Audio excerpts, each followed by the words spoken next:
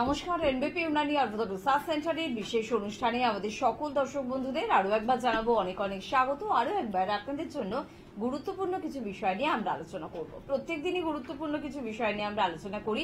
আসলে জনসংখ্যা তো কম নয়, তাই যত বেশি জনসংখ্যা তত বেশি সমস্যা। আমাদের প্রত্যেকেরই একটি, দুটি, তিনটি, চারটি করে সমস্যা লেগেই রয়েছে। কিছুতেই সেই সমস্যা থেকে বের হওয়ার উপায়টা হয়তো আমরা খুঁজে পাচ্ছি না। হয়তো কোনো ডক্টর নির্বাচন করছি, কোনো প্যাথি নির্বাচন করছি, কিন্তু সেটা সঠিকভাবে আমার জন্য বা আপনার জন্য কাজ করছে না। সেখানেই প্রশ্ন ওঠে যে এনবিপি ইউনানি আয়ুর্বেদ রিসার্চ সেন্টার কতটা আপনাকে সহযোগিতা করতে পারে, কতটা আপনার পাশে রয়েছেন এবং সত্যি কতটা আপনাকে সুস্থতার দিকে এগিয়ে নিয়ে যেতে পারে। আজকেও ঠিক এরকম কিছু বিষয় নিয়ে আলোচনা করব। আর যখন বিষয় নির্বাচন করতে আমরা বেরোই বা বিষয় নিয়ে ভাবনা চিন্তা করি, তখন বেশ কিছু কমন বিষয় থাকে যেগুলো এত বেশি সংখ্যক পেশেন্টের মধ্যে দেখা যায় বা এত বেশি আলোচনায় আসে, এত বেশি চেম্বারে এই নিয়ে প্রশ্ন থাকে যে বিষয়গুলোকে আমরা বারংবার আপনাদের সামনে তুলে ধরার চেষ্টা করি। তার মধ্যে যেমন অস্থির সমস্যা রয়েছে, পেটের সমস্যা রয়েছে, সুগার বা ডায়াবেটিসের মতন সমস্যা রয়েছে। সে কারণে দেখবেন এই সমস্যাগুলো নিয়ে একটু আমরা বেশি আপনাদের জন্য আলোচনা করি। তারপরেও কোয়ারি কিন্তু শেষ হয় না। প্রচুর মানুষের কোয়ারি কিন্তু রয়েছে যে পেটের সমস্যা নিয়ে, জিইআরডি বা আইবিএস, এই ধরনের প্রবলেমগুলো কি ধরনের প্রবলেম বা তাদের যে সিমটম, সেই সিমটম অনুযায়ী ঠিক কোন সমস্যার মধ্যে তারা পড়ে এবং এনবিপি ইউনানি আয়ুর্বেদ রিসার্চ সেন্টারে এলে তার সম্পূর্ণভাবে সমাধান কি তারা পাচ্ছেন। প্রশ্ন যখন আপনার মনে দানা বেঁধেছে, উত্তর তো আমাদের দিতেই হবে, আমরা দায়বদ্ধ উত্তর দেওয়ার জন্য। আজকে ঠিক তাই এই বিষয় নিয়ে আলোচনা করব। আমাদের সঙ্গে উপস্থিত রয়েছেন এনবিপি ইউনানি আয়ুর্বেদ রিসার্চ সেন্টারের অভিজ্ঞ চিকিৎসক এবং অবশ্যই মেডিকেল কনসালটেন্ট ডক্টর ভাদুরী। প্রথমেই তাকে জানাবো অনেক অনেক ধন্যবাদ এবং স্বাগত। পাশাপাশি রয়েছেন আপনারা, একেবারে ডক্টর ভাদুরীর কাছেই চলে যাব।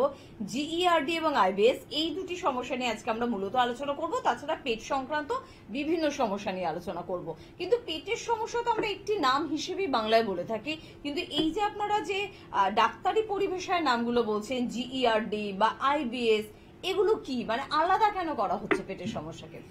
অ্যাকচুয়ালি জিইআরডি এটা আমরা যেটা বলছি সেটা gastro oesophageal acid reflex disease বলা হয়। এখানে অ্যাকচুয়ালি আমাদের প্রবলেমটা হয় আমাদের যে ইসোফেগাস আর আমাদের যে স্টমাক তার মধ্যে। এবার এটাকে একটু সংক্ষেপে বুঝিয়ে দিই। মানে আমরা যখন খাদ্য খাবার খাই, তারপরে একটা পাইপ আছে, যেই পাইপটা দিয়ে আমাদের খাদ্য খাবারগুলো আমাদের স্টমাকে পৌঁছয়। এই দুটো পার্ট, এই যে লম্বা পাইপটা, এটাকে ইসোফেগাস বলা হয়।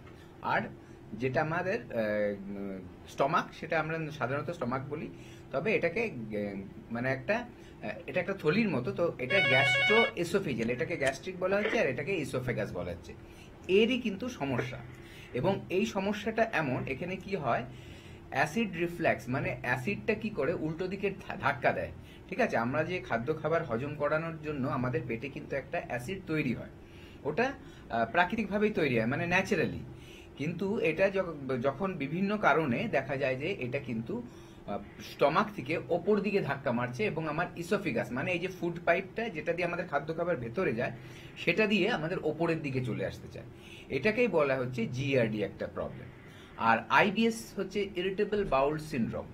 এই প্রবলেমটা অ্যাকচুয়ালি হয় হচ্ছে আমাদের যে গ্যাস্ট্রিক এবং যে আমাদের যে ইন্টেস্টাইন আছে, লার্জ ইন্টেস্টাইন, এটা হচ্ছে গ্যাস্ট্রো ইন্টেস্টাইনাল একটা ডিসঅর্ডার, যেখানে কি হয় আমাদের পায়খানাটা নিয়ে কিন্তু একটা বড় সমস্যা হয়।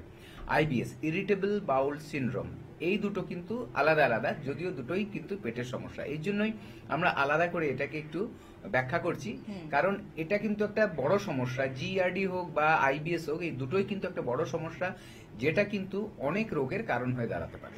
একদম। তাহলে জিইআরডি এবং আইবিএস নিয়ে আমরা আজকে একটু বিস্তারিতভাবে আপনাদের সাথে আলোচনা করব এবং আপনারাও সিমটমস গুলো শুনে এবং তার ট্রিটমেন্ট কিরকম হতে পারে বা এনবিপি তে আদৌ এই ট্রিটমেন্ট রয়েছে কিনা, আর যদি থাকে মানুষ কতটা স্যাটিসফাই, সব বিষয়টা একেবারে পরিষ্কার করে আপনাদের সামনে তুলে ধরার প্রচেষ্টা করব।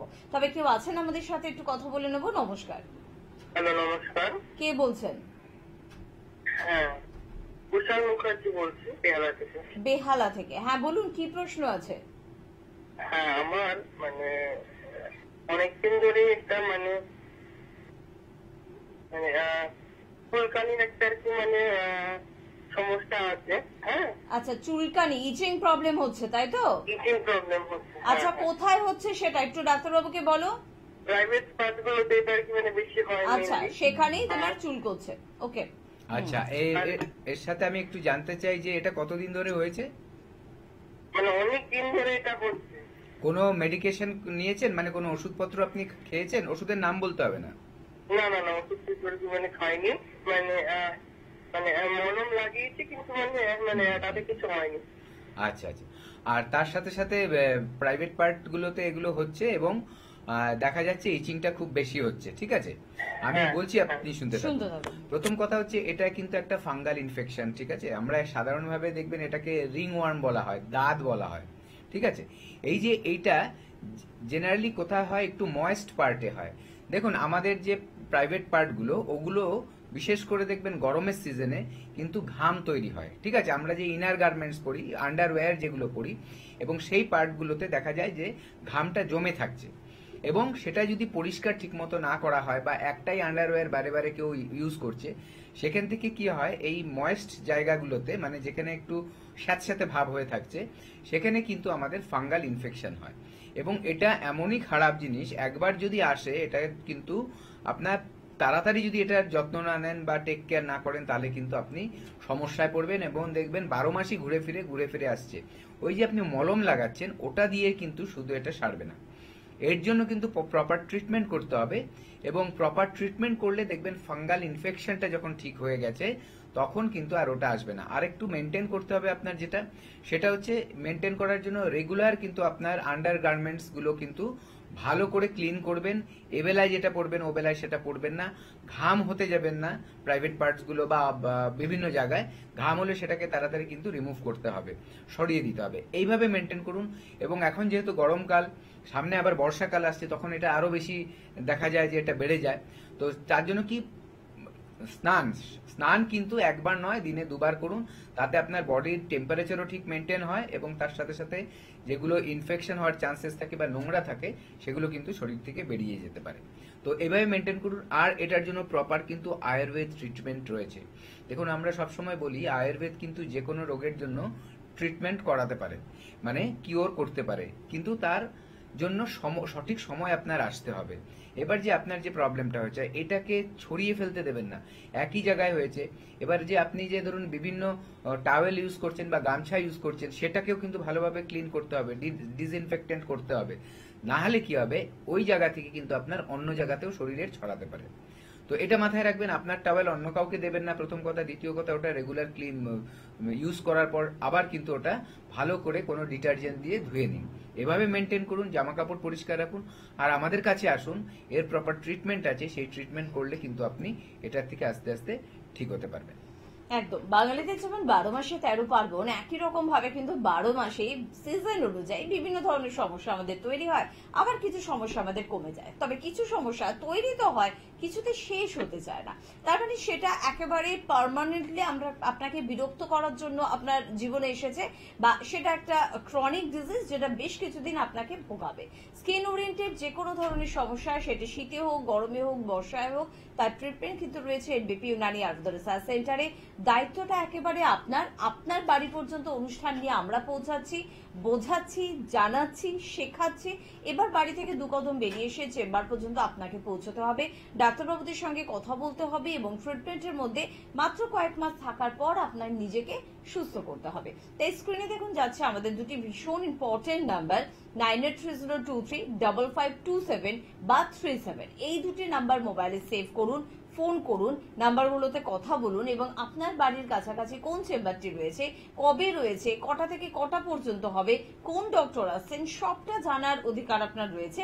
জেনে নিয়ে চলে আসুন। পেটের সমস্যা নিয়ে কথা বলছি, ডাক্তারবাবু শুরু করেছেন আলোচনা। তাও আমাদের মনে যে বিষয়গুলো থাকে, যে জিইআরডি হোক বা আইবিএস হোক, আমাদেরকে কিছু প্রাথমিক নিয়ম মেনে চলা দরকার। এটা খাবো, এটা খাবো না, এটা করব, এটা করব না, এটা বেশি করা উচিত না, ওটা একটু কম করা উচিত।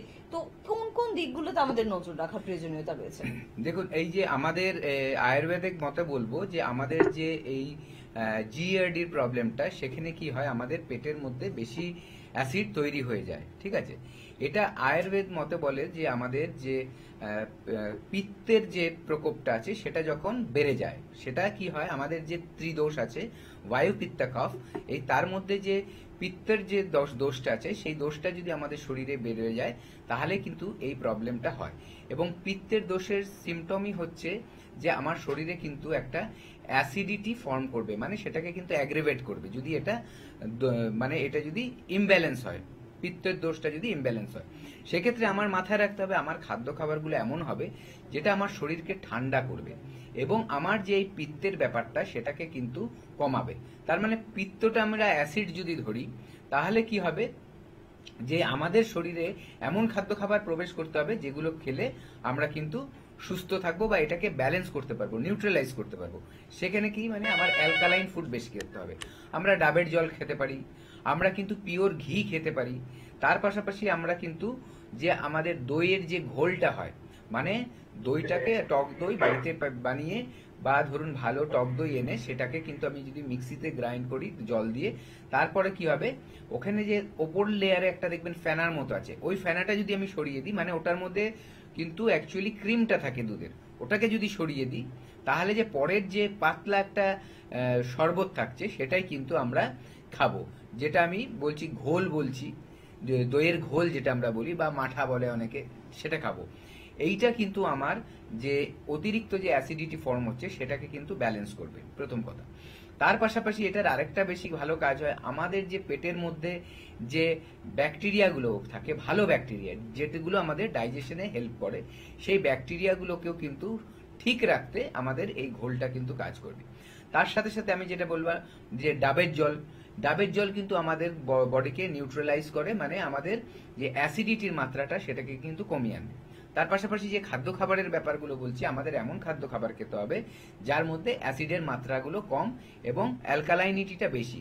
তার মধ্যে কি আছে, ফ্রুটস আছে, ভেজিটেবলস আছে, গ্রিন ভেজিটেবলস বা এমনি শাকসবজি যেগুলো আছে তার মধ্যে অ্যালকালাইনিটিগুলো বেশি। আবার কোনগুলো অ্যাভয়েড করতে হবে, যে হাই প্রোটিন ডায়েট, অতিরিক্ত হাই প্রোটিন ডায়েট কিন্তু আমরা খাবো না। তার পাশাপাশি যে স্পাইসি ফুডগুলো, অতিরিক্ত তেল মশলা দিয়ে রান্না করা জাঙ্ক ফুড, ফাস্ট ফুড, এগুলো কিন্তু আমরা খাবো না। এগুলো থেকে কিন্তু এই অ্যাসিডিটি গুলো বা আমাদের যে কি বলবো পিত্তের যে দোষটা সেটা কিন্তু অ্যাগ্রেভেট হয়, মানে বেড়ে যায়। তো সেটাকে অ্যাভয়েড করতে গেলে এই ধরনের খাদ্য খাবার কিন্তু আমাদের মেনটেন করতে হবে। মানে এটা জিইআরডির জন্য আপনি যেটা বললেন। GERD র জন্য Okay, বললাম। আমরা আইবিএস নিয়ে অবশ্যই আলোচনা আবারও ফিরে আসবো, তবে তার আগে দেখে নেবো কে আছেন আমাদের সাথে। নমস্কার। নমস্কার, হ্যাঁ, কে বলছেন? আমি রমেন বলছিলাম। কোথা থেকে বলছেন? আমি বালাগঞ্জ থেকে বলছিলাম। হ্যাঁ বলুন, কি সমস্যা আছে? সমস্যা বলতে আমার বিকেল টাইমে একটু গ্যাস হয়ে যায়, যে বুকটা কনকন করে, বুকটা বা ঘাড়ের চোখগুলো কাঁপতে একটু হয়, আচ্ছা, নানা রকম এরকম, মানে বিকালের টাইমে এটা হয়। বয়স কত আপনার? বয়স বেশি না, বয়স হচ্ছে 23। 23। আচ্ছা, আপনার খাবারের ধরনগুলো কেমন? খাবার আমি বাড়িতেই খাই, বাড়ির খাবারই খাই, কিন্তু হয়তো এই এখনকার যেরকমই এখন লঙ্কা, মানে কাঁচা লঙ্কাটা খাওয়া হয় না, তুমি নানা রকম যেরকম মশলাপাতি বাড়িতে। আচ্ছা আচ্ছা, পায়খানা কেমন হয় আপনার? পায়খানাটা কি আর হয় না ডাক্তারবাবু। আচ্ছা, মানে গ্যাস তৈরি হয় খুব? হ্যাঁ, পেটে গিয়ে পেটটা ফেপে যায়। পেটটা ফেপে যায়, ঠিক। আচ্ছা, আর আপনার কি পায়খানার ধরনটা এমন হয় কখনো দেখছেন যে খুব পাতলা হয়ে গেল, আবার কোনো সময় কষে গেল, আবার ধরুন না, পায়খানা ধরুন করে বেরালেন আবার মনে হচ্ছে আবার হবে, এরকম কি হয়? এই বেগটা থাকে, কিন্তু কষে যাওয়া ওই প্রবলেমটা না, বেগটা থেকে যায়। বেগটা থেকে যায়, তাই তো? ঠিক আছে, দেখুন আমরা, আপনি শুনতে শুনতে থাকুন। থাকুন, আমি বলছি। দেখুন, এই যে ব্যাপারটা আমরা আইবিএস এর কথাটা আলোচনা করছিলাম, আইবিএস এর সিমটম গুলো শুনলে আপনি বুঝতে পারবেন যে আপনার কোন ধরনের প্রবলেমটা আছে। ঠিক আছে, এই যে দেখুন পায়খানার সমস্যা, আগেরটা যেটা আমি বলছিলাম জিইআরডি, সেটা হচ্ছে স্টমাক আর এসোফেগিয়াস নিয়ে কাজ, মানে প্রবলেমটা সৃষ্টি হয়। এটা কিন্তু মানে মেইনলি হচ্ছে গ্যাস্ট্রো ইন্টেস্টাইনাল ডিসঅর্ডার, মানে আমাদের গ্যাস্ট্রিক যেটা আছে, মানে স্টমাক এবং তার সাথে যে ইন্টেস্টাইন, যে বৃহদন্ত ক্ষুদ্রান্ত যেগুলো আছে সেগুলো নিয়ে কিন্তু সমস্যা। মেইনলি এই প্রবলেমটা হয় আমাদের কিন্তু লার্জ ইন্টেস্টাইনে, বৃহদান্তে। অ্যাকচুয়ালি কি হয়, এই যে লার্জ ইন্টেস্টাইন যেটা আছে, এখান দিয়ে আমাদের যে মলটা সেটা কিন্তু পাস হয়। আমরা ধরুন খাদ্য খাবার খেলাম, সেটা স্টমাকে ওটা হজম হলো, তারপরে যে স্মল ইন্টেস্টাইনে গেল, সেখান থেকে বডি ভালোটা অ্যাবজর্ব করে নেয়। যেই খারাপটা আছে বা ধরুন অপ্রয়োজনীয় বা বর্জ্য পদার্থ, সেটা আমাদের স্টুল হয়ে কিন্তু লার্জ ইন্টেস্টাইন দিয়ে পাস হলো, তারপরে রেকটামে যায়, তারপরে আমাদের অ্যানাস দিয়ে বেরিয়ে যায়, মানে আমাদের মলতার দিয়ে ত্যাগ করি। এই যে ব্যাপারটা, এইটায় যখন কোনো বিঘ্ন ঘটে তখনই কিন্তু আমাদের আইবিএস এর প্রবলেমটা দেখা দেয়। কি হচ্ছে, এইটা কিন্তু আমাদের একটা বাত দোষের মধ্যে পড়ছে, ঠিক আছে? বাত মানে হচ্ছে অ্যাকচুয়ালি বায়ু। এবার যে বাত দোষ যেটা হচ্ছে, সেখানে কি হয়, আমাদের যে মুভমেন্ট রিলেটেড যে কোনো প্রবলেম, সেটা কিন্তু বাত রিলেটেড প্রবলেম হয়। আমাদের যে রক্ত পাস করছে সারা শরীরে, এটাও বাতের একটা কাজ। আবার ধরুন আমাদের যে স্টুলটা পাস হচ্ছে, এটাও কিন্তু বাত রিলেটেড। আমরা হাত পা জয়েন্ট মুভ করছি, এগুলো বাত রিলেটেড। তো এই যে স্টুলটা যখন পাস করে, আমাদের যেই ইন্টেস্টাইনের ভেতর দিয়ে পাস করছে, সেখানে কিন্তু একটা মিউকাস মেমব্রেন থাকে, এবং সেই মিউকাসটা কি করে, পিচ্ছিল করে দেয় জায়গাটা, এবং প্রোটেকশন করে যাতে কোনো রকম ইনফেকশন ভিতরে না হতে পারে। যখন এই বাতের দোষটা বেড়ে যায়, মানে ব্যালেন্সটা নষ্ট হয় বাতের, তখন কি হয়, আমাদের এই জায়গাগুলো কিন্তু ড্রাই হওয়া শুরু হয়, এবং স্টুলটা দেখবেন কখনো আমাদের খুব নরম হয়ে যাচ্ছে, বা কখনো খুব ড্রাই হয়ে যাচ্ছে। পেটের মধ্যে কি করবে, ওই যে মানে বাত দোষ যেহেতু বেড়ে গেল, ওই আমাদের ইন্টেস্টাইনের যে মানে কি বলবো, একদম ভেতরের লেয়ারটা, যেটা মিউকাস মেমব্রেন বলা হচ্ছে, ওটা ড্রাই হতে থাকে। তখন কিন্তু মানে স্টুলটায় যাতায়াত করতে অসুবিধা হয়, এবং সেখানে কখনো কখনো আটকে থাকে। ভেতরে যখন থাকছে আটকে, সেখানে কিন্তু ও গ্যাস ফর্ম করছে। যেই কারণ হচ্ছে, ওটা পচতে থাকে, যেটা আমরা ফার্মেন্টেশন বলি, ঠিক আছে? পচে যায় যখন স্টুলটা, তখন ওখানে গ্যাস ফর্ম করে, এবং গ্যাসটা যখন আমার পেটের মধ্যে আসে, আমাদের পেটে ব্যথা শুরু হয়ে যায়। তার মানে আইবিএস এর যাদের সমস্যা আছে, দেখবেন তাদের পেট ব্যথা হতে পারে, ডাব ডাব করতে পারে, মানে পেটটা না যেন ফুলে রয়েছে, মানে হ্যাঁ, মনে হচ্ছে যেন পেটটা ভার হয়ে আছে, কোনো কিছু খেতে ইচ্ছা করছে না, এই সমস্যাগুলো আসতে পারে।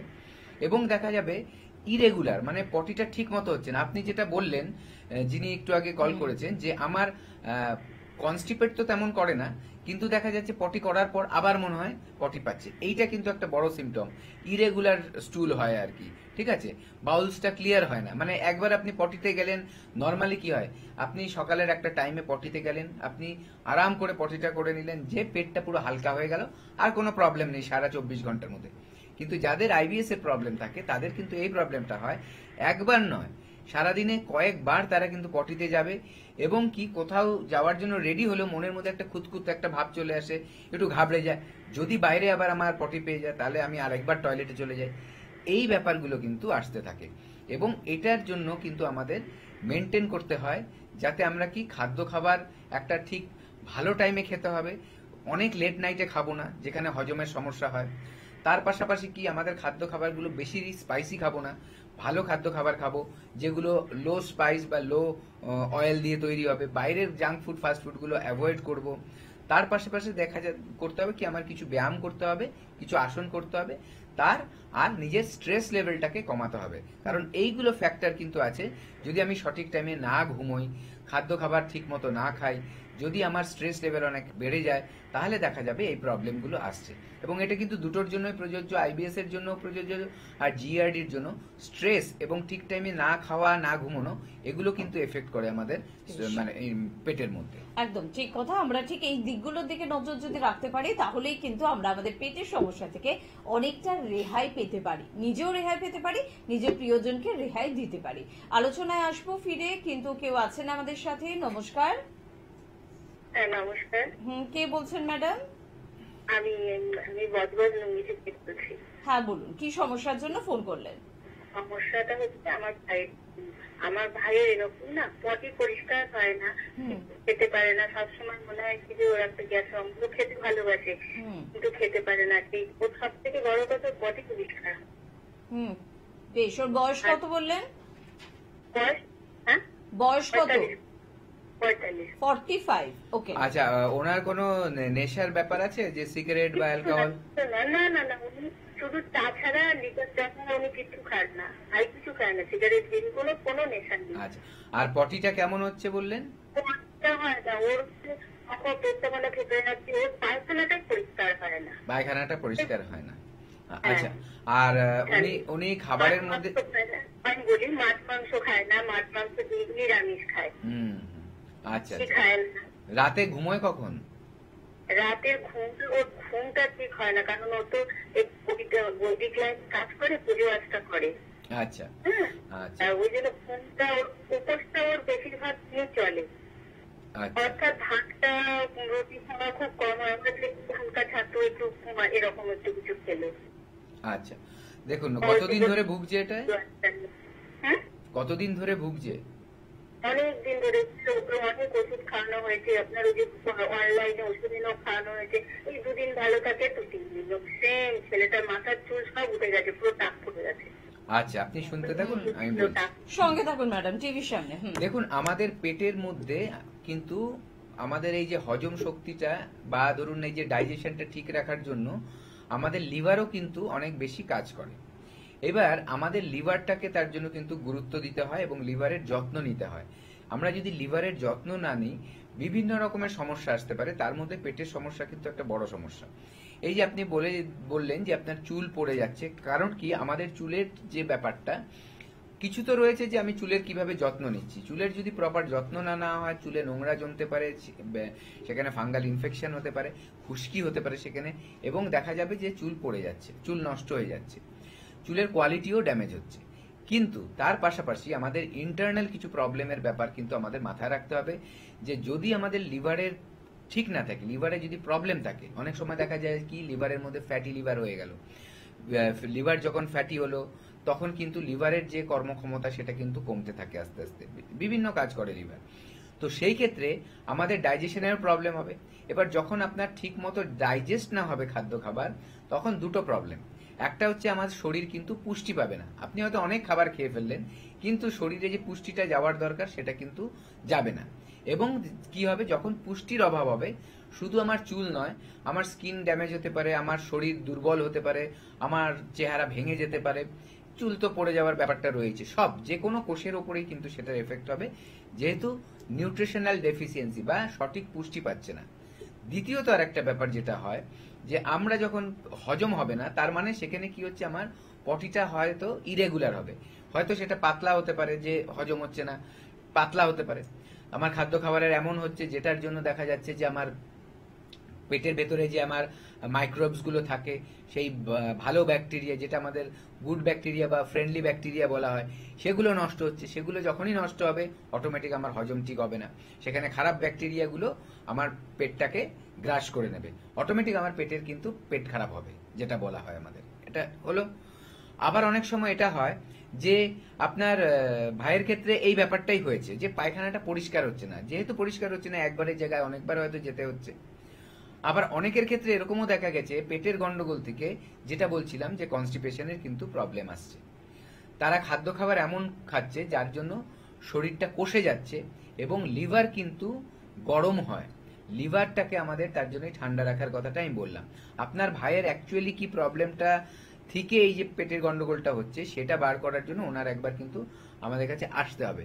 আমাদের ক্লিনিকে এলে, এনবিপিতে এলে আমাদের ডাক্তারবাবুরা ওটা দেখবে। যদি ইনভেস্টিগেশনের দরকার পড়ে সেগুলো ইনভেস্টিগেশন করাবে, করিয়ে প্রপার কিন্তু ওয়ে অফ ট্রিটমেন্ট চলবে এবং কমপ্লিটলি আয়ুর্বেদের প্রিন্সিপালের উপরে বেস করে। এই যে বাত পিত্ত কফ, এইটা কিন্তু ত্রিদোষ কিন্তু একটা বড় আমাদের আয়ুর্বেদ ট্রিটমেন্টের, এটা কিন্তু বড় একটা কিন্তু গুরুত্বপূর্ণ অংশ, যেটার উপরে বেস করে কিন্তু সব ধরনের ট্রিটমেন্টগুলো করা হয়। তার জন্যই একটা মাথায় রাখবেন, যে রোগী হোক না কেন, তার কিন্তু প্রপার সময় যদি আসতে পারেন, তার কিন্তু প্রপার ট্রিটমেন্ট আপনারা এনবিপিতে পাবেন।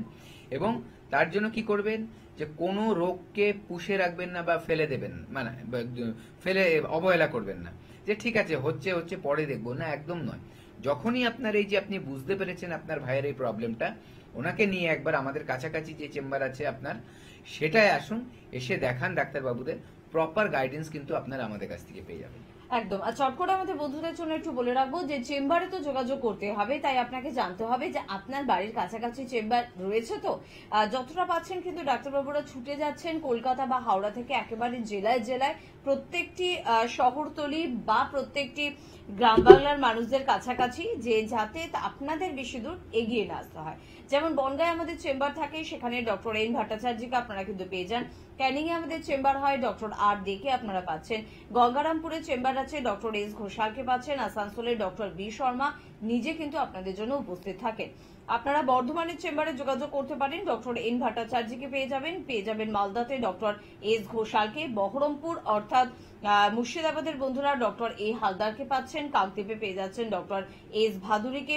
দুর্গাপুরে এবার আপনাদের জন্য কিন্তু সময় দেবেন ডক্টর বি শর্মা, নিজে কিন্তু উপস্থিত থাকবেন, তাই যোগাযোগ করুন দুর্গাপুর যারা রয়েছেন তাদের জন্য বলছি। এবং কোচবিহারে পেয়ে যাচ্ছেন ডক্টর এস ঘোষালকে। কৃষ্ণনগর নদিয়ার বন্ধুরা ডক্টর এ হালদারকে পাচ্ছেন। বোলপুর অর্থাৎ বীরভূমের বন্ধুরা ডক্টর এস ভাদুরীকে কিন্তু পেয়ে যাচ্ছেন। দিল্লিতে কিন্তু চেম্বার, দিল্লিতে থাকেন কিন্তু ডক্টর বি শর্মা, তাই আপনি বা আপনার কাছের মানুষ যদি কেউ দিল্লিতে থাকেন তাদের জানিয়ে দেবেন যে তারা কিন্তু দিল্লিতেই পেয়ে যাচ্ছেন এনবিপি কে অর্থাৎ ডক্টর বি শর্মাকে। পেয়ে যাচ্ছেন রায়গঞ্জে ডক্টর এস ঘোষালকে। হেরিয়ায় আমাদের চেম্বার রয়েছে, ডক্টর এ হালদারকে পাচ্ছেন। মেছেদায় পেয়ে যাচ্ছেন ডক্টর এন ভট্টাচার্যকে, পেয়ে যাচ্ছেন খড়গপুরেও ডক্টর এন ভট্টাচার্যকে। পুরো নর্থ বেঙ্গল জুড়ে কিন্তু আমাদের চেম্বার রয়েছে, তার মধ্যে শিলিগুড়ি গুরুত্বপূর্ণ। শিলিগুড়িতে কিন্তু আপনারা পেয়ে যাচ্ছেন ডক্টর এস ঘোষালকে। হলদিয়ায় পেয়ে যাচ্ছেন ডক্টর এ হালদারকে। বাঁকুড়ায় পাচ্ছেন ডক্টর এ হালদারকে। আরামবাগে পেয়ে যাচ্ছেন ডক্টর এ হালদারকে। আগরতলা অর্থাৎ ত্রিপুরাতেও আপনারা কিন্তু পেয়ে যাচ্ছেন এনবিপি ইউনানি আপাতত রিসার্চ সেন্টারের অভিজ্ঞ চিকিৎসকদের। আপনারা পেয়ে যাচ্ছেন আগরতলায় ডক্টর বি শর্মাকে। এবার আগরতলা অর্থাৎ ত্রিপুরার বন্ধুদের জন্য কিন্তু সময় দেবেন ডক্টর বি শর্মা, তাই যারা এখনো নাম লেখাননি তারা কিন্তু হেল্পলাইন নাম্বারে ফোন করে একটু নামটা লিখিয়ে ফেলবেন। শিলচর আসামের একটি গুরুত্বপূর্ণ দিক, শিলচরে কিন্তু আমাদের চেম্বার রয়েছে। শিলচরে পেয়ে যাচ্ছেন ডক্টর এন ভট্টাচার্যকে, পেয়ে যাচ্ছেন জামশেদপুরে ডক্টর এন ভট্টাচার্যকে, পেয়ে যাচ্ছেন গুয়াহাটিতে ডক্টর এস ঘোষালকে, পেয়ে যাচ্ছেন পুরুলিয়ায় ডক্টর এ হালদারকে। ডিব্রুগড়ে আমাদের চেম্বার রয়েছে, ডিব্রুগড়ে পাচ্ছেন ডক্টর বি শর্মাকে। অবশ্যই স্যারকে আবারও কিন্তু ডিব্রুগড়ের বন্ধুরা পাচ্ছেন, তাই নিয়ম মেনে যে হেল্পলাইন নাম্বারে ফোন করে নাম লেখানোর যে সিস্টেমটা, সেই সিস্টেমটা একটু ফলো করে নেবেন। এবং ঝাড়গ্রামে আপনারা পেয়ে যাবেন ডক্টর এ হালদারকে। আপনাদের জন্য সুখবর, কিছুক্ষণ আগেই বললেন যে পুরো নর্থ বেঙ্গল জুড়ে কিন্তু আমাদের চেম্বার রয়েছে, তার মধ্যে শিলিগুড়ি রয়েছে, কোচবিহার রয়েছে, রায়গঞ্জ রয়েছে, আমাদের মালদা রয়েছে, আমাদের গঙ্গারামপুর রয়েছে। নতুন সংযোজন আরো একটি গুরুত্বপূর্ণ জায়গা, সেটা হচ্ছে আলিপুরদুয়ার। এবার কিন্তু আলিপুরদুয়ারেও কিন্তু পৌঁছে যাচ্ছেন এনবিপির অভিজ্ঞ চিকিৎসকেরা, শুধুমাত্র আপনাদের আবদারে আপনাদের জন্য থাকবেন অবশ্যই ডক্টর বি শর্মা। তাই যাদের মনে হচ্ছিল যে কোচবিহারে এতদিন অব্দি আপনারা যোগাযোগ করতেন, কোচবিহারের থেকে আমার আলিপুরদুয়ারটা কাছে হবে, আমি তো আলিপুরদুয়ারেরই স্থানীয় বাসিন্দা, তো আপনারা স্ক্রিনে যে নাম্বার যাচ্ছে আমাদের 9830235527 বা 37, সেই দুটি নাম্বার মোবাইলে সেভ করুন, ফোন করুন, কথা বলুন। কলকাতা এবং হাওড়ায় আমাদের আরো অনেকগুলি চেম্বার রয়েছে, মধ্যমগ্রামে আমাদের চেম্বার রয়েছে, এদিকে ল্যান্সটাউন শিশুমঙ্গলের অপোজিটে আমাদের চেম্বার রয়েছে, হাতিবাগানে আমাদের চেম্বার রয়েছে। চেম্বার কিন্তু অবশ্যই আপনারা কিন্তু পেয়ে যাচ্ছেন খিদিরপুরে। আর হাওড়ায় আপনারা শিবপুর, বাল্টিকুড়ি বাজার, দাসনগর, বেলুড়ে চেম্বার পাচ্ছেন। আর দক্ষিণ 24 পরগনার বন্ধুরা প্রত্যেক সপ্তাহে প্রত্যেক বৃহস্পতিবার করে সংস্থার ডিরেক্টর বি শর্মাকে কিন্তু আমতলা চেম্বারে পাচ্ছেন, তাই যারা মনে করছেন আমতলা চেম্বারে যোগাযোগ করবেন অবশ্যই যোগাযোগ করতে পারেন।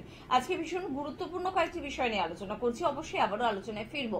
তবে তার থেকেও গুরুত্বপূর্ণ আরেকটি দিক রয়েছে, যারা আসছেন এনবিপি ইউনানি আবেদন রিসার্চ সেন্টারে তারা ভালো হচ্ছেন, তারা স্যাটিসফাই হচ্ছেন, আর হলেও কতটা ভালো হচ্ছেন, কতটা স্যাটিসফাই তারা এনবিপিতে এসে ট্রিটমেন্ট করে, সেই বিষয়গুলো আপনাদের সামনে আমরা একটু তুলে ধরবো, তারপর ফিরে আসবো অনুষ্ঠানে। কোথায় বাড়ি আপনার? বিবিসিতে প্লেস। আচ্ছা, আপনার কি সমস্যা হয়েছিল? হাঁটুর সমস্যা। কতদিন ধরে ভুগছেন আপনি? 2011 থেকে। আচ্ছা, এখন আপনি এনবিপি ইউনানি অ্যান্ড আয়ুর্বেদ রিসার্চ সেন্টারে কতদিন ধরে চিকিৎসা করছেন? তিনবার এলাম, ভালোই আছে এখন। আচ্ছা, আপনার ব্যথা এখন কম আছে? অনেক কম আছে। ভালো আছেন আপনি এখন তাহলে? হ্যাঁ, হাঁটাচলাও ভালো করতে পারছি। আপনার নাম? আমার নাম সুকান্ত চট্টোপাধ্যায়। কোথায় বাড়ি আপনার? আমার বাড়ি হচ্ছে 5 লাখ থানার বেলডুবি, গ্রাম পোস্ট বেলডুবি। কি সমস্যা? সমস্যা ছিল আমার কিডনির ক্রিয়েটিন বেশি হয়েছিল এবং প্রচন্ডভাবে লিভার ট্রাবল হচ্ছিল, যার জন্য আমি শয্যাশায়ী হয়ে পড়েছিলাম। তারপরে আমাকে কলকাতার বিশেষ বড় জায়গায় আমি দেখিয়েছিলাম, সেখানে আমাকে বললো যে ডায়ালিসিস করাতে হবে। আমার প্রায় 4 পয়েন্টের ওপরে উঠে গেছিল। আবার ওখান থেকে আমাকে যিনি গাড়ি করে নিয়ে গেলেন ও বললো, কাকা তুমি ব্যাঙ্গালোরে আবার চলে যাও, ব্যাঙ্গালোর যদি বলে ডায়ালিসিস করতে হবে তাহলে ডায়ালিসিস করবে। আমি ব্যাঙ্গালোরে গেলাম, ব্যাঙ্গালোরে ওখানে ডায়ালিসিস কথা বলে না, ওখানে ওষুধ দিয়েছিল, ওষুধগুলো খাচ্ছিলাম। তারপরে ভাবছি যে আবার 3 মাস পরে ওখানে রিপোর্টটা দিয়ে যাবো, কিন্তু আমি গরিব লোক, আমি যেতে পারি না, আমার পুজোর আগে ঠিক ইয়েও পাইনি, মানে রিজার্ভেশনও পাইনি। যার জন্য টিভিতে দেখলাম হঠাৎ এই ডাক্তারবাবু, ডাক্তার বি শর্মা, এখানে আয়ুর্বেদিক ডাক্তারবাবু, ওনার সঙ্গে টিভিতে দেখে ওনার ফোন নাম্বার টিভি থেকে নিয়ে কন্ট্যাক্ট করে তারপরে আমি এই ইউনানিতে আসি, এমবিপি ইউনানি, এখানে আসি। এখানে এসে ডাক্তারবাবুর কাছে আমি দেখাচ্ছি। এইটা নিয়ে আমি 3য় বার এসেছি। ডাক্তারবাবুর 2বারের ওষুধ খেয়ে আমার ক্রিয়েটিন যেখানে 4-এর ওপর ছিল, এখন 3.1 এসেছে। আমি ক্রমশ শারীরিকে আমার লিভারের ট্রাবল অনেকটা দূর হয়েছে। আমি শারীরিক দিক থেকে আগের চেয়ে অনেকটা সক্ষম হয়েছি। আগে গাড়ি ছাড়া আসতে পারতাম না, এখন আমি ট্রেনে বাসে দিয়ে চলে আসি। নমস্কার স্যার, আপনার নাম কি? নমস্কার, আমার নাম বিনোদ পাত্র। আচ্ছা, আপনি কোথায় থাকেন? আমি দাসপুর ব্লকেরই রাজনগর গ্রামে থাকি। আপনি আমাদের এনবিপি ইউনানি আয়ুর্বেদিক রিসার্চ সেন্টার কোন সেন্টারে চিকিৎসা করিয়েছেন? আমি মেচেদা সেন্টারে চিকিৎসা করিয়েছি। আপনার রোগ কি ছিল স্যার? আমার ওই হাড়ের রোগ ছিল, অর্থাৎ আমার হাড়টা ভেঙে গিয়েছিল। আমি হোমিওপ্যাথিতে 2বার ওটি করেছিলাম, করার পর আমি ঠিকমতো সুস্থ হতে না পেরে আমি আয়ুর্বেদিক চিকিৎসায় এসেছিলাম। আচ্ছা, আপনি কতদিন হয়েছে আমাদের সেন্টারে এসে দেখাবো? আমি 15 দিন চিকিৎসা ছিলাম আমি। আচ্ছা, আমাদের ওষুধ খাওয়ার পর, চিকিৎসার পর আপনি এখন কেমন আছেন? আমি এখনকার বলতে হবে আমার একবার আমি মনে হচ্ছে যে আমি সম্পূর্ণভাবে সুস্থ হয়ে গেছি। আমার কোনো সমস্যাই নেই বা কোনো অসুবিধাই মনে হচ্ছে না। আমি 2য়বার চেক আপে এসে আমি এই ডাক্তারবাবুকে বললাম যে আমার কোনো সুস্থ হয়েছি কী করে হলো। আমি এইভাবে তাড়াতাড়ি করে যে সুস্থ হয়ে গেলাম, বা আমাকে ডাক্তার বললেন যে ঠিকই আছে, এখনও আপনাকে চিকিৎসা করতে। আমি তো ভাবতেই পারছি না যে এত তাড়াতাড়ি এত সুন্দরভাবে আমি এই চিকিৎসার সুস্থতা পাবো। এটা আমি খুব গর্বের বিষয় আমার। তাহলে আপনি খুশি আছেন এখানে আমি দেখাবো? খুব খুশি, এই ধরনের চিকিৎসায় আমি খুব খুশি। ঠিক। আপনার নাম? রীতা দাস। কোথায় বাড়ি আপনার? বাড়িতে। কি সমস্যা ছিল আপনার? সমস্যা ছিল আমার ওয়েট লস ছিল, একটু লিভারের সমস্যা ছিল, মানে গ্যাস অম্বলের সমস্যা ছিল। কিন্তু আমি 2 সপ্তাহ ওষুধ খেয়ে, মানে 27শে অক্টোবর আমি দেখিয়েছি, আবার আমি এলাম নেক্সট 10ই নভেম্বর। এর মধ্যে আমি কিন্তু অনেক উপকার পেয়েছি। আপনি তাহলে এনবিপি ইউনানি অ্যান্ড আয়ুর্বেদিক রিসার্চ সেন্টারে চিকিৎসা করে এখন ভালো আছেন? তাহলে খুবই ভালো, মানে মিরাকেল, জাস্ট মিরাকেল আর কি। আমার ক্ষেত্রে আমি বলতে পারি মিরাকেল, কারণ আমি ভাবতে পারিনি যে আমার এই 2 সপ্তাহের ভেতর আমি 2 কেজি ওয়েট বেড়েছে, যেটার জন্য অ্যাকচুয়ালি আমি এসেছিলাম ওয়েট লস। আপনার নাম? আমার নাম সুনীল কর্মকার। আপনি কোথায় বাড়ি আপনার? জেলা শস্যনা, কলকাতা 61। আচ্ছা, আপনি কোন চেম্বারে দেখাচ্ছেন? আমি ল্যাসডাউন। আচ্ছা, আপনি কোন সমস্যা নিয়ে এখানে এসেছিলেন? আমার high sugar, high pressure, spondylitis ছিল, পেসমেকার আছে, এবং আমি কিডনির জন্য ফুলে গেছিলাম। আচ্ছা, আপনি যখন এসেছিলেন আপনার ক্রিয়েটিনিন লেভেল কত ছিল? ওটা ছিল 9 কত ছিল, ওটা 10-এর একদম কাছাকাছি ছিল। আচ্ছা, এখন কত আছে? এখন 5.2 মনে হচ্ছে যত সম্ভব। কতদিন মেডিসিন? এটা 15 দিন মেডিসিন খেয়ে আমি এতটাই ভালো আছি, মানে আমি যে জায়গাটায় একদম শ্বাস নিতে পারছিলাম না, খুব কষ্ট হচ্ছিল শরীরে। আমি ম্যাডামের সাহায্যে, ম্যাডামের হেল্পে আমি প্রচন্ড ভাবে ভালো আছি। ঠিক আছে, থ্যাংক ইউ। যেটা আমার সত্যি কথা বলতে, যে আমি এত তাড়াতাড়ি এতটাই ইমপ্রুভ হবো, আমাকে ডায়ালিসিসের অর্ডার দিয়ে দিয়েছিল। ওখানে তো আমার পয়সা লাগতো না ডায়ালিসিসে, কারণ আমার ওটা আছে। তো আমি সেই ডায়ালিসিস করবো না ভয়ে, আমার পেসমেকার আছে, যার ফলে আমি টিভির মাধ্যমে প্রোগ্রামটা দেখে আমি এখানে আসতে বাধ্য হয়েছি। এখানে এসে আমি প্রচন্ড ফল পেয়েছি। এনবিপি ইউনানি আয়ুর্বেদ রিসার্চ সেন্টারের বিশেষ অনুষ্ঠানে আরো একবার আমাদের সকল দর্শক বন্ধুদের জানাবো অনেক অনেক স্বাগত। এবং পেটের সমস্যায় জর্জরিত বাঙালি, শুধু বাঙালি কেন, অবাঙালিদেরও পেটের সমস্যা হয়। আসলে সমস্যা তখনই হয় যখন আপনি নিয়ম ফলো করবেন না, সঠিক নিয়মকে না মেনে এমন কিছু বিরুদ্ধ নিয়ম ফলো করছেন বা পালন করছেন যে নিয়মগুলো আপনার স্বাস্থ্যের পক্ষে ভালো নয়। তাহলে ব্যাস হয়ে গেল আপনার সমস্যা একেবারে স্টার্ট। তো কিভাবে সমস্যাকে স্টপ করবেন, কিভাবে আপনি সুস্থভাবে জীবনযাপন করবেন, কিভাবে আপনি অনেক দিন পর্যন্ত ভালো থাকবেন, চলুন না সেই বিষয়গুলো নিয়ে একটু আমরা আলোচনা করি, একটু কথা শুনি এবং কথাকে মানি। শুধুমাত্র শুনলাম, ভুলে গেলাম, করে ওঠা হলো না, করবো করে করে দিনগুলো এগিয়ে যাচ্ছে, কিন্তু কোথায় এখনো তো আমি ভালো কথাগুলোকে ফলো করতে পারলাম না। তাহলে শোনাটার কোনো মানে থাকে না। যেটা আপনি শুনছেন সেটাকে পালন করার চেষ্টা করুন, যেটা আপনার জন্য ভালো সেটুকানি কি শুনুন। অযথা কথা শুনে লাভ নেই, কাজের কথাটুকু শুধুমাত্র শুনুন। আর কাজের কথা নিয়ে আমরা আলোচনা করছিলাম। আমাদের সঙ্গে উপস্থিত রয়েছেন ডক্টর এস ভাদুরী। আজকে জিইআরডি এবং আইবিএস নিয়ে আমরা কথা বলছি ডাক্তারবাবু।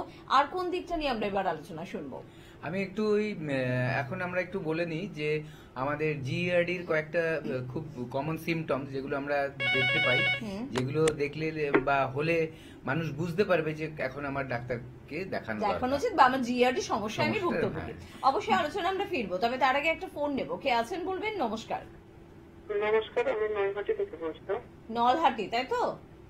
নৈহাটি। ও সরি, নৈহাটি। বলুন কি সমস্যা? আমার সমস্যা হচ্ছে মানে যা খাচ্ছি না প্রচুর গ্যাস অম্বল হয়ে যাচ্ছে, আর মানে সারাদিন খেতে লাগছে না। আচ্ছা, পায়খানা কি পরিষ্কার হচ্ছে? পায়খানা তো ক্লিয়ার হচ্ছে না। পায়খানা ক্লিয়ার হচ্ছে। আর এই সমস্যাটা কতদিন ধরে হচ্ছে? 1 সপ্তাহ মতন হয়ে গেল। খাবারের ধরনগুলো কি আপনার? কি ধরনের খাদ্য খাবার খাচ্ছেন? ওই ঘরোয়া খাবার, মানে তেল মশলা ছাড়া কম। আমি এমনিতে তেল মশলা একটু কম খাই। আচ্ছা, কিন্তু কি আপনার রাতে ঘুম ঠিক মতো হচ্ছে? হ্যাঁ, ঘুম ঠিক আছে। আচ্ছা, আর মানসিক চাপ কিছু রয়েছে কি? কাজের চাপ আছে। আচ্ছা, টেনশন একটু করছেন বেশি? ওই কাজের জন্য একটু টেনশন। আচ্ছা, এর আগে আপনার এই 1 সপ্তাহ আগে কি আপনি ঠিক ছিলেন না? এই মানে 1 সপ্তাহ আগে, তার আগেও কিন্তু বারে বারে হয়েছে প্রবলেম? না, 1 সপ্তাহ আগে ঠিক ছিল। এই প্রথমবার হয়েছে, তাই তো? ঠিক আছে, আপনি শুনতে থাকুন, আমি বলছি।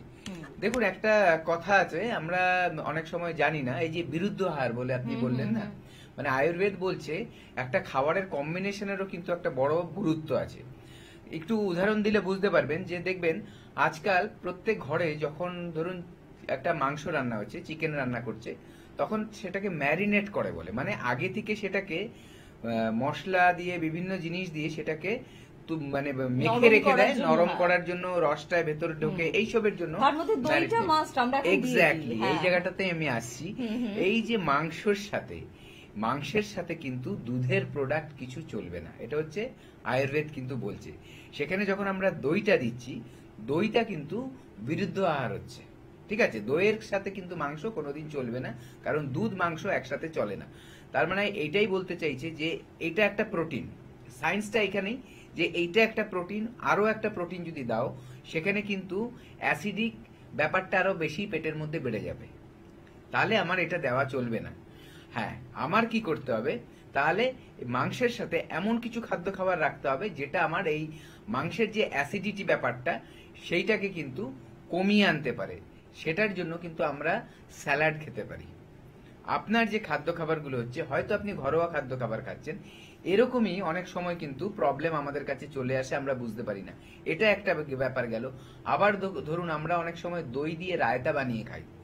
রায়তাটার মধ্যে কি থাকে? বিভিন্ন শসা, মানে স্যালাড মতো থাকে, সেখানে পেঁয়াজও দিই। পেঁয়াজ কিন্তু দেয়া যাবে না দইয়ের সাথে, এটাও কিন্তু বিরুদ্ধ আহারের মধ্যে পড়ছে। এরকম লিস্ট অনেক বড়।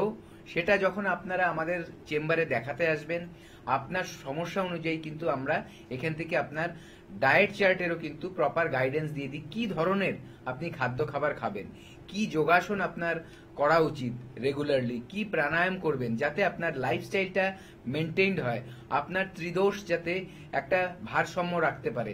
দেখবেন আমাদের ওষুধের পাশাপাশি বা চিকিৎসার পাশাপাশি যখন এই লাইফস্টাইল মেনটেন করবেন, দেখবেন রোগটা আপনার সেরে তো যাবেই, দেখবেন আবার কোনোদিন ফিরেও আসছে না। আপনার যে প্রবলেমটা হচ্ছে যে এক সপ্তাহ ধরে, এখানে কিন্তু মনের সাথে কিন্তু শরীরের একটা বিশাল কিন্তু যোগাযোগ আছে। কারণ আমাদের মন যদি প্রপার না থাকে, আনন্দে না থাকে, ঠিক না থাকে, অতিরিক্ত মানসিক চাপের মধ্যে যায়, সেখানে রেস্ট না পায়, সেখানে ঘুম ঠিক মতো না হয়, সবকিছু মিলিয়ে কিন্তু আমাদের স্ট্রেস লেভেলটা বেড়ে যায়। এবং যখন স্ট্রেস লেভেল বাড়বে, আমাদের স্ট্রেস হরমোনগুলো কিন্তু অতিরিক্ত মাত্রায় বাড়বে, যেটা আমার শরীরকে খারাপ জিনিসগুলো দিতে থাকবে, ভালো জিনিসগুলো নয়। তার জন্যও কিন্তু দেখবেন আমাদের কিন্তু পেট আপসেট হয়ে যায়, স্টমাক আপসেট হয়। দেখবেন যখন খুব মানসিক চাপ হয়, আপনি খুব বেশি টেনশনে আছেন, তখন আপনার খিদে পাবে না, খাবার না খেলেও খিদে পাবে না। কারণ আপনার বডির ফাংশনটা এমন হয়ে আছে যে প্রপার যে আপনার খাবার যে ইচ্ছেটা সেটা নেই, কারণ খিদেটাই পাচ্ছেন আপনার। তো সেই সময় যদি আপনি জোর করে বা কেউ বাড়ি থেকে বললো না খাবারটা খেয়ে নে, তখন আপনি খেয়ে নিলেন, তখন কিন্তু আপনার স্টমাকটা আপসেট হয়ে যাবে, তখন কিন্তু পেটের সমস্যা আসতে পারে। আপনার ক্ষেত্রেও ওরকম একটা কিছু হবে। তবে যদি দেখছেন বেশি দিন ধরে এই সমস্যাটা চলছে, অবশ্যই একবার আমাদের কাছে এসে কনসাল্ট করুন, আমাদের একটা পরামর্শ নিন। ডাক্তারবাবুরা আমাদের আপনাকে সঠিক গাইড করতে পারে যে কি থেকে আপনার প্রবলেমটা হয়েছে এবং তার জন্য কি ট্রিটমেন্ট করতে হবে বা কিভাবে লাইফস্টাইল চেঞ্জ করতে হবে। একদম ঠিক, এই বিষয় নিয়ে আমরা আলোচনায় আবারও ফিরবো। তবে কেউ আছেন আমাদের সাথে? নমস্কার। হ্যাঁ নমস্কার, আমি হুগলি থেকে বলছিলাম, খোকন মান্ডি। হ্যাঁ বলুন, কি সমস্যা? সমস্যা হচ্ছে যে ডাক্তারবাবু এখন যেটা নিয়ে আলোচনা করছে ওইটাই আমার সমস্যা হচ্ছে, মানে সবসময় পেটটা আমার ভার থাকে, খিদে পায় না যত। বেশ, পেটের সমস্যা কতদিন ধরে ভুগছেন এই সমস্যায়? হ্যাঁ, এক মাস মতো হয়ে গেল এইরকম হচ্ছে। আচ্ছা, আপনার পেটের আর কোনো সমস্যা আছে? যে ধরুন কোনো পেটে ব্যথা হওয়া? ব্যথা নয়, মাঝে মধ্যে একটু গ্যাস হয়, না তেমন কোনো প্রবলেম নেই। গ্যাস হয়, পায়খানা পরিষ্কার হয়? হ্যাঁ হ্যাঁ। আচ্ছা, আর এখন যেই প্রবলেমটা হচ্ছে আপনার খিদে পাচ্ছেন না, আপনি কি ধরনের কাজকর্ম করছেন?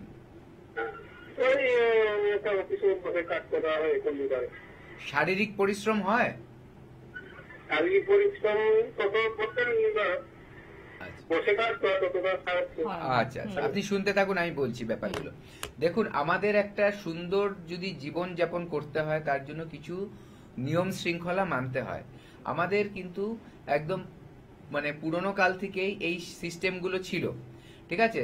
আমাদের কালচারে কিন্তু এগুলো ছিল, কিন্তু আস্তে আস্তে আমাদের এই লাইফস্টাইলগুলো কিন্তু পরিবর্তন হয়েছে আমাদের কাজের ধরনের ওপরে এবং আমাদের চাহিদার ওপরে। এগুলো কিন্তু পরিবর্তন হয়ে গেছে এবং তখন কিন্তু মানুষ এত রোগে ভুগতো না, এত বেশি অম্বল, অ্যাসিডিটি বা গ্যাস এর সমস্যা ছিল না, এত বেশি কনস্টিপেশনের সমস্যা ছিল না। যত দিন যাচ্ছে, বয়স্ক না শুধু বাচ্চাদের মধ্যেও কিন্তু এই প্রবলেমগুলো আসা শুরু হয়েছে, কারণ আমাদের লাইফস্টাইলটাই আস্তে আস্তে উল্টে গেছে বা নষ্ট হয়ে গেছে। আগে আমরা ভোরবেলায় উঠতাম, রাতে ঘুমিয়ে পড়তাম, তাড়াতাড়ি ঘুমোতে হতো। এখন দেখা যাচ্ছে বাচ্চাদের জন্য তার বাড়ির গার্জিয়ানরা কি করছে, পড়ার চাপটা এত বেশি যে সকালবেলা ভোরে হয়তো উঠে যাচ্ছে, তার স্কুল আছে, টিউশন আছে, রাতে অনেক রাত অবধি পড়াচ্ছে। এতে কি হচ্ছে, সেই বাচ্চার প্রথম কথা তার বডি রেস্ট পাচ্ছে না। বডি যে নিজেকে কারেকশন করবে বা ক্ষয়ক্ষতি যেগুলো হচ্ছে সেগুলোকে রিপেয়ার করবে, সেগুলো করতে পারছে না। বডি যখন রেস্ট পাচ্ছে না, বা দেখা গেল যে সে খাদ্য খাবার খাচ্ছে পড়াশোনা শেষ করে রাত 11টার সময়, রাত্রেবেলা 11টার সময় যখন ডিনার করছে, তারপরে ঘুমোতে যাচ্ছে 12টায়, অটোমেটিক তার কিন্তু পেটের প্রবলেম হবে। আপনার ক্ষেত্রেও কিছু না কিছু এরকমই কোনো একটা কারণ রয়েছে। হয়তো আপনি ভাবছেন আমি খুব হালকা পাতলা খাচ্ছি, তবু কেন হচ্ছে না? আপনার খাবার টাইমিংটা দেখুন, কোন টাইমে আপনি খাদ্য খাবারগুলো খাচ্ছেন। তারপরে কি কোনো আপনার ফিজিক্যাল অ্যাক্টিভিটি হচ্ছে না? তার সাথে এটাও দেখুন যে সারাদিনে আপনি কতটুকু আপনি পরিশ্রম করছেন। মেন্টাল পরিশ্রমের কথা বলছি না, ব্রেনের পরিশ্রম না, আপনার শারীরিক পরিশ্রম কতটা হচ্ছে সেটা দেখুন। সেটা খুব একটা ভাইটাল দরকার আমাদের। সেইটা যদি আমরা প্রপারলি মেনটেন না করি, তাহলে কিন্তু আমাদের বডির সিস্টেমগুলো ঠিক মতো কাজ করবে না। এই যে একটু আগে আমি বলছিলাম ত্রিদোষের কথা, বায়ু, পিত্ত, কফ, এখানে যেটা বায়ুর কথা বলছিলাম, আমাদের যে কোনো মুভমেন্টের জন্য সেটা কাজ করে। তার মানে ওটাকে যদি ব্যালেন্স রাখতে চাই, আমরা কিন্তু ফিজিক্যাল অ্যাক্টিভিটিস এর মধ্যেও থাকতে হবে। না হলেই কিন্তু আমাদের জায়গায় দেখা যাবে এই বায়ু যেটা দোষ আছে সেটা কিন্তু অ্যাগ্রেভেট হতে পারে। যে সিস্টেমে যেটা আছে সেটাকে যদি আমরা মেনটেন না করি, তাহলে কিন্তু সেটার বিকার হতে পারে। তো এগুলো আমাদের মধ্যে জানতে হবে। আপনার জন্য যেটা করতে হবে, ফার্স্ট ঘুম থেকে উঠুন, আপনি ঘুম থেকে উঠে হালকা গরম জল খাবেন, রাতে শুতে যাওয়ার সময় ভালো করে গরম জল খেয়ে ঘুমোবেন, এটা মেনটেন করুন। আর সারাদিনে কোনো ফ্রিজের জল, ঠান্ডা কিছু এগুলো খাবেন না, আপনি নর্মাল জল খান, না হলে মাঝে মাঝে হালকা গরম জলও খেতে পারেন। এটা গেল। সেকেন্ড হচ্ছে, যেসব খাবারের মধ্যে ধরুন ক্যাফেন থাকে সেগুলোকে অ্যাভয়েড করুন। যাদের অ্যালকোহলের প্রবণতা নেওয়ার প্রবণতা আছে, বা সিগারেট স্মোক করছেন, বা কোনো রকম টোবাকো ইনটেক করছেন, সেগুলোকে যতটা পারবেন অ্যাভয়েড করুন। খাবারের মধ্যে ব্রেকফাস্টটা হালকা করবেন, রাতের খাবার হালকা রাখবেন। আপনার দুপুরের খাবার যেটা, সেটাতেই আপনার পছন্দের সব খাবারগুলো রাখবেন, এবং সেই খাবারটা 12টা থেকে 1টার মধ্যে খাওয়ার চেষ্টা করবেন, যখন আমাদের ডাইজেস্টিভ ফায়ার সবচেয়ে বেশি ভালো কাজ করে। মাথার উপরে সূর্য থাকবে যখন, তখনই কিন্তু আমাদের হজম শক্তি সবচেয়ে ভালো কাজ করে। এই জন্য আয়ুর্বেদাতে বলছে, যখন সূর্যাস্ত হয়ে যাবে তখন খাওয়া বন্ধ করে দিন, যখন সূর্য উদয় হবে তখন থেকে আপনি খাওয়া শুরু করুন। এই যে টাইম স্প্যানটা, সে মানুষ যত বেশি এটাকে মেনটেন করবে, যত এটার কাছে মানে সময়ের কাছাকাছি থাকবে, তার কিন্তু হজম তত বেশি ভালো হবে। অবশ্যই অবশ্যই। আমরা একটা ফোন নিয়ে নিই, অনেকক্ষণ উনি ফোনে রয়েছেন। কে আছেন বলবেন? নমস্কার। হ্যালো, হ্যাঁ বলুন, কে বলছেন? হ্যাঁ নমস্কার ম্যাডাম। নমস্কার, কে বলছেন? থেকে বলছি। কোথা থেকে? মেদিনীপুর থেকে বলছি। মেদিনীপুর থেকে বলছেন? পূর্ব মেদিনীপুর। আচ্ছা বলুন, কি সমস্যা? সমস্যা বলতে আমার মায়ের এমনিতে থাইরয়েড রয়েছে, আর এখনের যেটা না, মানে কিছু কিছু সময় আর কি, ধরুন গাঁটে গাঁটে যন্ত্রণা করে, ধরুন কখনো কোমরে লাগছে, কখনো পায়ে লাগছে। মায়ের বয়স কত? এটা কি থাইরয়েডের জন্যই হচ্ছে না আবার কোনো প্রবলেম? মায়ের বয়স কত? 53। 56। চেহারা কেমন ওনার? অনেক লম্বা, আর লম্বা অনুযায়ী যেরকম আর কি ওয়েট চেহারা হওয়া উচিত ওরকমই। মানে উনি থাইরয়েডের আচ্ছা, উনি থাইরয়েডের যে ওষুধ খাচ্ছেন, ওষুধ খেয়ে কি থাইরয়েডটা ব্যালেন্স থাকছে না তাও বেড়ে থাকছে? না, থাইরয়েডটা ঠিকঠাকই আছে। কিছুদিন আগে চেক আপ করানো হয়েছিল, তখন ডাক্তার বলেছিল যে ওই দানা জাতীয় ওষুধটা, সরি দানা জাতীয় খাবার অ্যাভয়েড করতে হবে, ওষুধ দিচ্ছি, ওই ওষুধটা ডেইলি খেতে হবে। আচ্ছা, ওষুধ খেয়ে টেস্ট যখন করছেন দেখছেন যে নরমাল আছে, তাই তো? হ্যাঁ। কতদিন ধরে ভুগছেন উনি? 2.5 বছর 3 বছর ধরে। তখন থেকে ওষুধ খাচ্ছে। আচ্ছা, আর ওনার যে ব্যথা, এই ব্যথা কি এখনই শুরু হয়েছে না আগেও ছিল? না, এটা এখন শুরু হয়েছে, আগে ছিল না। ঠিক আছে, আপনি শুনতে থাকুন। দেখুন, এই যে সমস্যাগুলো, এগুলো কেন ব্যথা হয়েছে শুধু একটা কারণ বা একটা সমস্যা বুঝে বলা যাবে না, বিভিন্ন কারণ থাকে।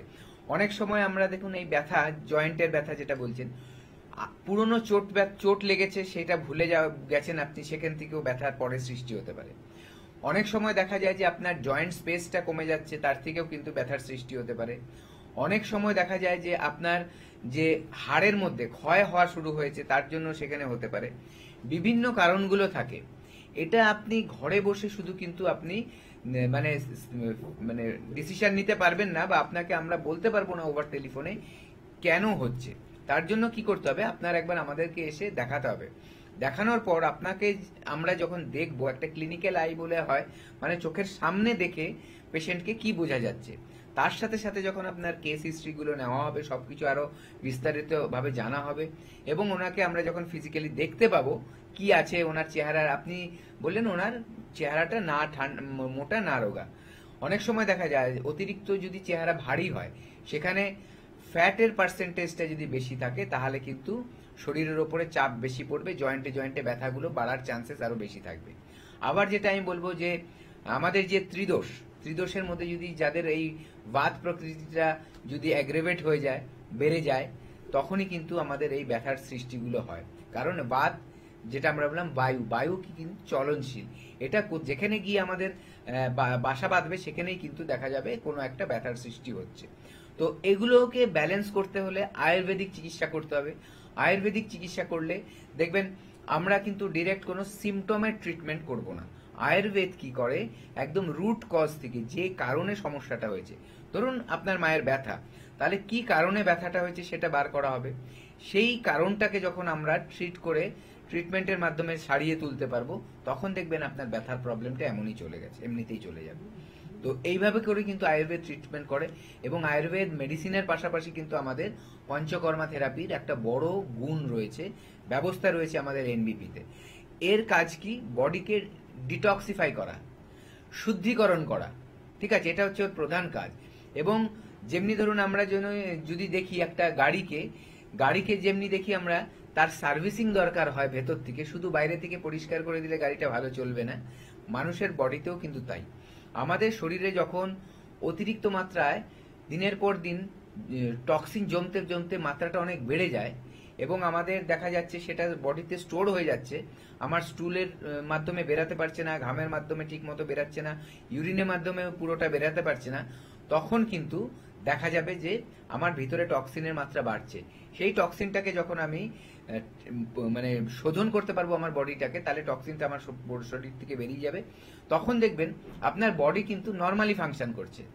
তখন কিন্তু আপনি আমাদের আয়ুর্বেদ ওষুধ যখনই দিচ্ছেন, তার গুণাগুণ অনেক বেড়ে যাচ্ছে। শরীরের মধ্যে এফিকেসি বেড়ে গেলেই কিন্তু মানুষ তাড়াতাড়ি সুস্থ হতে পারে এবং সঠিকভাবে সুস্থ হতে পারে। তার জন্যই বলবো, কোনো রোগকে যখনই আপনি বুঝতে পারছেন স্বাভাবিকের থেকে একটু অন্যরকম লাগছে আপনার, তখনই কিন্তু একবার ফোন কল করে আমাদের সাথে অ্যাপয়েন্টমেন্ট করে দেখাতে চলে আসুন। একদম। আমাদের সঙ্গে আরো একজন বন্ধু আছে, আমাকে একটু অ্যাড্রেসটাও বলতে হবে। যাক, যিনি আছে তিনি একটু তাড়াতাড়ি বলুন, কে বলছেন?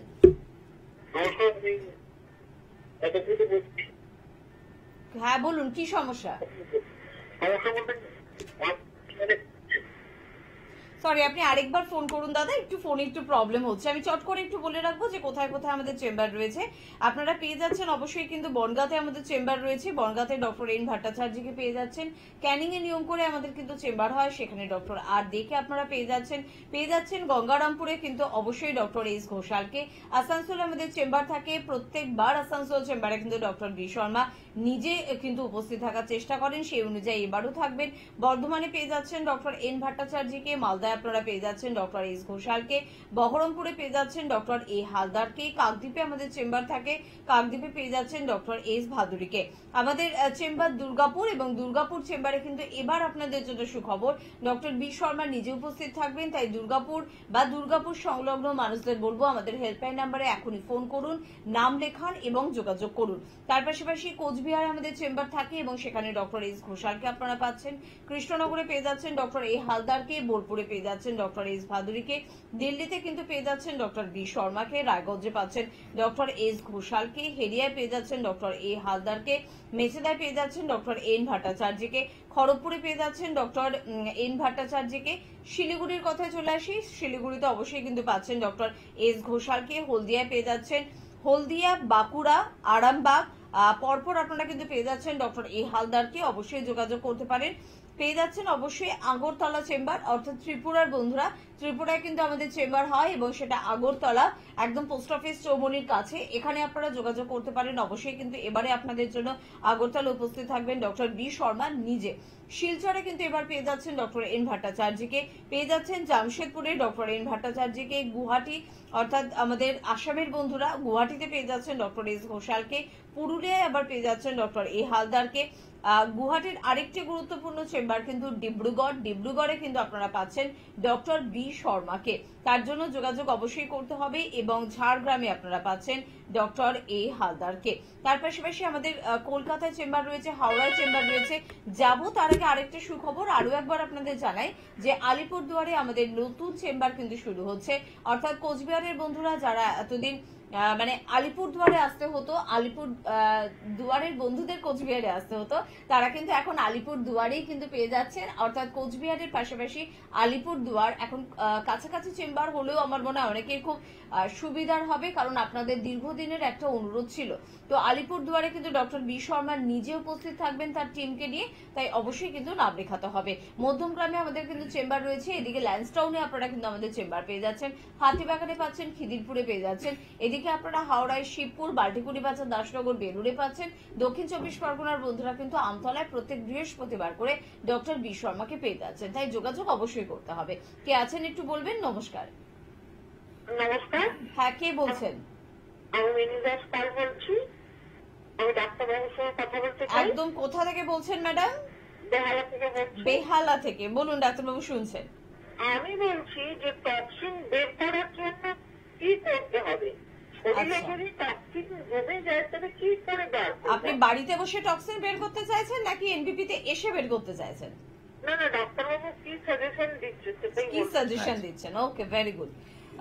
শুনুন আপনি, শুনেন, আমরা শুনতে সকলেই থাকুন। শুনছি। হ্যাঁ, দেখুন, প্রথম কথা, আজকাল দেখবেন সোশ্যাল মিডিয়াতে অনেক কিছু আছে যে শরীর থেকে টক্সিন বার করার জন্য এই ফল খান, এই ড্রিঙ্কস খান, ফ্রুট জুস খান, এরকম অনেক কিছু আছে, ঠিক আছে, ডিটক্স ডায়েট বলে অনেক কিছু। দেখুন, সোশ্যাল মিডিয়াতে যা কিছু বলে সেখানে কিন্তু ইনকমপ্লিট ইনফরমেশন থাকে, সবকিছু কিন্তু ওখানে ব্যাখ্যা করা সম্ভব হয় না বা সবকিছু থাকেও না। আপনি একটা লাইফস্টাইল রিলেটেড যেগুলো বলবো, প্রথম হচ্ছে যেটা করতে হবে আপনার ফুড হ্যাবিটটা এমন রাখতে হবে যেখানে শরীরের মধ্যে অ্যাসিডিটির মাত্রাটা না বেড়ে যায়, তার মানে অ্যালকালাইনিটিটা যাতে ঠিক থাকে। তার জন্য আপনার ফ্রুটস, ভেজিটেবলস এগুলো সবসময় কিন্তু বেশি ইনটেক করতে হবে। আমি যদি ভাগ করে দিই, তাহলে ধরুন আপনি সারাদিনে যতটা আপনি খাদ্য খাবার খাচ্ছেন, ভাত বা মানে স্টেপল ফুডটা বাদ দিয়ে, মানে ভাত রুটি এগুলো বাদ দিয়ে, মানে মাছ, মাংস, ডিম বা দুধের কোনো পনির এই ধরনের, বা আমি অন্যভাবে বলি যে প্রোটিন পার্টটা যেটা খাচ্ছেন আপনি, তা সেটাকে যদি আমি 4টে ভাগে ভাগ করি, তাহলে নিজেদের খাদ্য খাবারের মধ্যে 3 ভাগ রাখবেন যেটা নন প্রোটিন, ঠিক আছে? কারণ কি, প্রোটিন থেকেই কিন্তু এন্ড প্রোডাক্টটা কিন্তু অ্যাসিডিক হয়, আর অন্য যেই প্রোডাক্টগুলো থাকে সেগুলো কিন্তু নন অ্যাসিডিক বা অ্যালকালাইনিটি থাকে তার মধ্যে। কি কোনগুলো? যেগুলো হচ্ছে আমরা গাছপালা থেকে সংগ্রহ করি। তার জন্য ওই খাদ্য খাবারগুলো যতটা আমরা বেশি খাবো, তাহলে বডির মধ্যে এই যে টক্সিনটা এটা কিন্তু চট করে জমবে না, কারণ অ্যাসিডিটি যত বাড়ে শরীরে বিভিন্ন রোগের সৃষ্টি তত বেশি হয়, এটা মাথায় রাখতে হবে। দ্বিতীয় কথা হচ্ছে আরেকটা মেনটেন করবেন, প্রপার টাইমিং। প্রপার যদি আপনি টাইম মেনে চলেন, একটা যদি প্রপার রুটিনের মধ্যে থাকেন, তাহলে কি হবে, আপনার শরীরের প্রত্যেকটা সিস্টেম কিন্তু ভালো মতো কাজ করবে। সবারই কিন্তু একটা রুলস আছে, প্রত্যেকটা সিস্টেম কাজ করার জন্য তার একটা পরিবেশ দরকার, সুন্দর পরিবেশ, যে সে সেই পরিবেশটা ঠিক মতো কাজ করতে পারে। তার জন্য ওটা মেনটেন করার জন্য সবকিছু একটা সিস্টেমেটিক, আপনার মানে দিনাচারিয়া যেটাকে বলে, মানে আপনার জীবন শৈলী যেটা, সেটা কিন্তু একটা সুন্দর থাকতে হবে। সেগুলো আমাদের কাছে এলে আমরা আপনাদেরকে গাইড করে দেব আপনার সমস্যা অনুযায়ী, এবং একজন সুস্থ ব্যক্তিও কিন্তু এগুলো মেনটেন করতে হবে, তাহলে কিন্তু সে নিরোগ থাকতে পারবে, অথবা আপনার কোনো ছোটখাটো কোনো প্রবলেম থাকলেও দেখবেন অল্প দিনের মধ্যে সেগুলো ঠিক হয়ে গেছে। তার সাথে সাথে যেটা বলবো, যে যদি আপনি সায়েন্টিফিক্যালি একদম মেডিকেল বেসড একটা যদি ডিটক্সিফিকেশন টেকনিকের মধ্যে ঢুকতে চান, তাহলে কিন্তু আপনার এই আয়ুর্বেদ পঞ্চকর্মার মধ্যে আসতে হবে। এটা প্রসিডিওরটা কিন্তু আপনি আমাদের ক্লিনিকে এলেই পাবেন, কারণ এর একটা আলাদা ব্যবস্থা থাকে যেটা কিন্তু সব জায়গায় অ্যাভেলেবেল নয়। আমাদের এনবিপিতে রয়েছে, আমাদের কয়েকটা সেন্টারে কিন্তু তার ব্যবস্থা রয়েছে, যেখানে আপনি এলে বডিকে ডিটক্সিফাই করতে পারবেন এই পঞ্চকর্মার থেরাপির মাধ্যমে। এবং থেরাপি অনেক রকম আছে, প্রত্যেক ব্যক্তির জন্য কিন্তু আলাদা আলাদা, যে সবার জন্য কিন্তু একই ধরন হবে না। তো সেগুলো যদি করতে চান, বা ধরুন আপনার মনে হচ্ছে যে আমার শরীরে অনেক বেশি মাত্রায় টক্সিন জমছে বা অপ্রয়োজনীয় জিনিস জমে যাচ্ছে, সেটা একটু বোঝার খুব একটা ছোট্ট একটা হিন্ট দিয়ে দিই। দেখবেন অনেকের টয়লেটে গেলে দেখবেন খুব দুর্গন্ধ বেরাচ্ছে, অনেকের খুব বেশি কনস্টিপেশন, ইউরিন পাস করলে দেখবেন একটা গন্ধ বেরায় খুব বেশি, সেটা ঝাঁঝালো গন্ধ। অথবা দেখছেন যে আপনি কি হচ্ছে, ঘামের মধ্যে খুব বেশি গন্ধ হচ্ছে। অথবা দেখছেন যে অনেকের মোজায় খুব গন্ধ, মানে পায়ে খুব গন্ধ হয়, সে মোজা রেগুলার চেঞ্জ করলেও দেখবেন গন্ধ হচ্ছে, ঘামলেই দেখবেন গন্ধ হচ্ছে।